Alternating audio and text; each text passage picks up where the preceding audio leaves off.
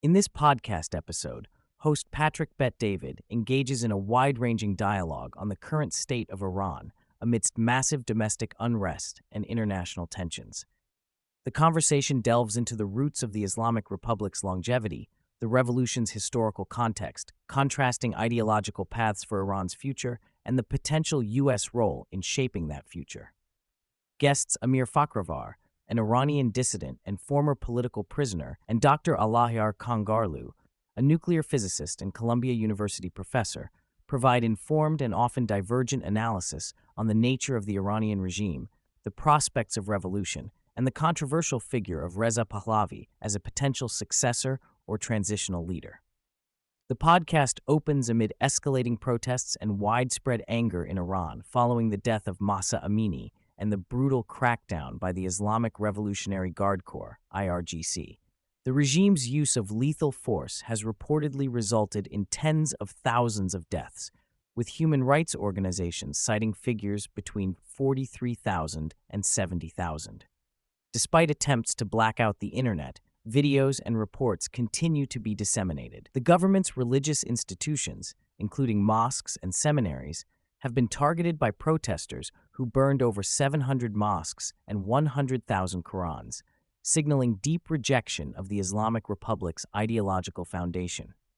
Both guests emphasize the unprecedented scale and intensity of this uprising, calling it more than just another protest movement, a revolution in the making. Amir Fakhravar presents a contentious view that the 1979 Islamic Revolution was effectively a Russian-Soviet coup that installed a Soviet-aligned regime rather than a populist overthrow.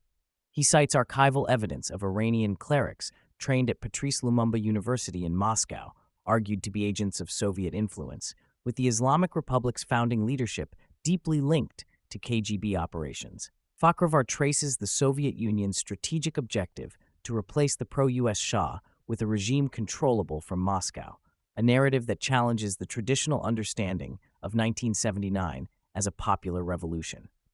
Dr. Kangarlu acknowledges foreign influences, but frames the revolution as part of a longer historical and religious evolution toward political Islam's assertion after centuries of fluctuating power dynamics in Iran. A significant portion of the discussion explores the relationship between Islam as a religion and Islamic governance, particularly within Iran. Fakhravar argues that Islam is inseparable from dictatorship, describing it as a virus incompatible with democracy due to its foundational texts and historical practices advocating political dominion rather than spiritual guidance. He stresses that reform within Islam is impossible because Islamic law, the Quran, is rigid and immutable, asserting that the only path forward for Iran is to break free from Islam's political grip entirely.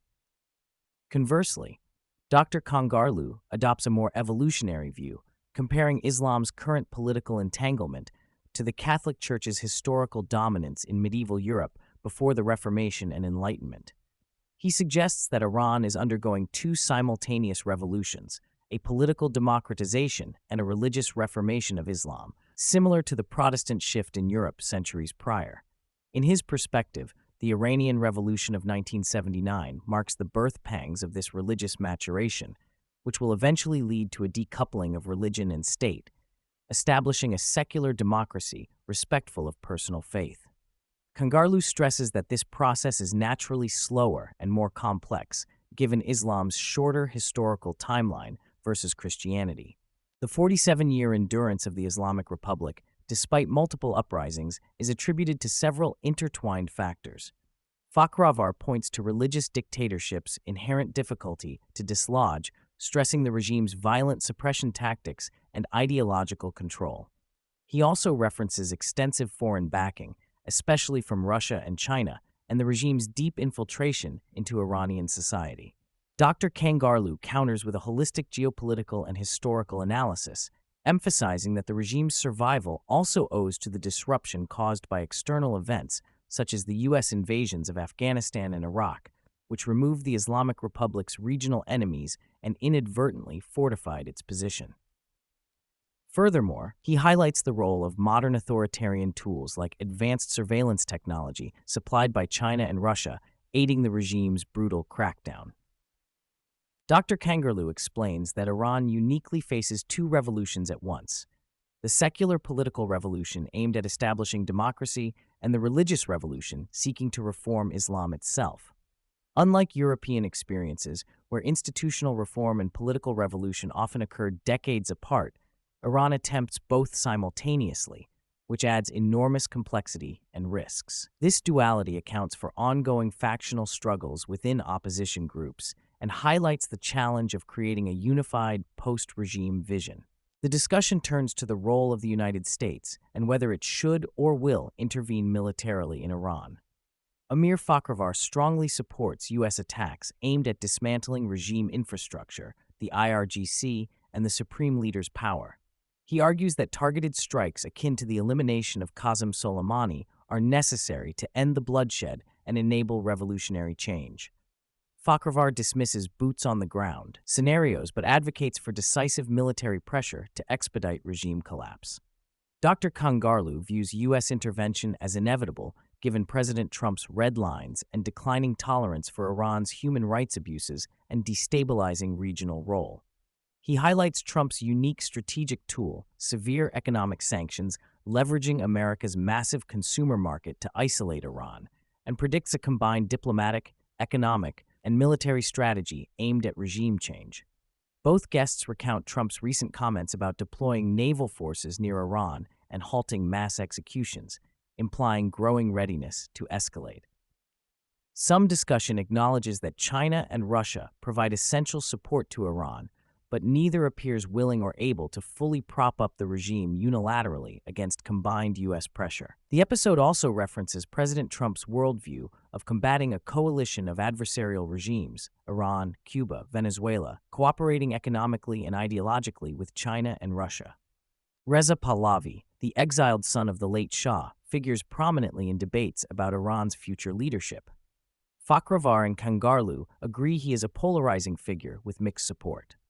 Fakhravar is highly critical of Pahlavi, accusing him of detachment and ineffectiveness for his decades-long exile and years of limited active opposition within Iran. Fakhravar believes Pahlavi's team has compromised opposition efforts through secret contacts with the IRGC and reformists, undermining prospects for a legitimate revolution. Fakhravar also disputes claims of large defections attributable to Pahlavi and insists the opposition is broader and more diverse than any one leader.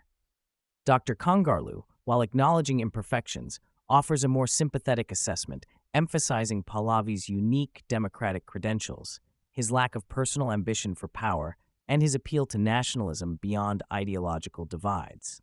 He highlights Pahlavi's intellectual engagement with experts and vision for a secular, democratic Iran as a significant asset. According to Kangarlu, the major advantage Pahlavi offers is unifying nationalism that transcends religious or leftist divisions in Iranian society.